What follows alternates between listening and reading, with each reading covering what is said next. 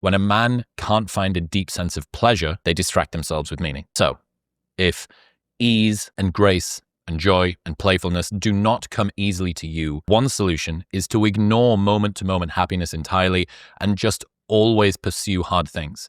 You become a world champion at winning the marshmallow test. You convince yourself that delayed gratification in perpetuity is noble because you struggle to ever feel grateful. The TLDR is that you prioritize meaning over happiness because happiness does not come easily to you. The problem is that delayed gratification in the extreme results in no gratification. Alan Watts has got this idea: if we are unduly absorbed in improving our lives, we may forget altogether to live them. Everyone is taught that on the other side of discomfort is something valuable. We're told that worthwhile things are difficult to attain because if they weren't difficult to attain, they would not be worthwhile. And this is how non-valuable but difficult things get slipped into our desires without us noticing. Attaining something worthwhile is often going to be difficult, but just because it's difficult does not mean it's worthwhile. Doing something well doesn't make it important. Some people are hyper responders to that instruction, and they go on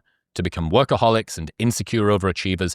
And from the outside, this looks like you've transcended the shallow need for pleasure. But in reality, it's just cope to avoid facing the fact that you struggle to feel joy. So instead, you perpetually promise yourself that happiness might finally come tomorrow. But like running toward the horizon, tomorrow never arrives. Congratulations, you've managed to subjugate your joy as tribute to your work. Do not mistake humorless and fun-lacking seriousness with being sophisticated, caring about your pursuit. You took type A advice for type B people and turned it into a fucking religion. Thoreau said, the price of anything is the amount of life that you exchange for it. And by this logic, many of us are paying into a bank account that we never withdraw from.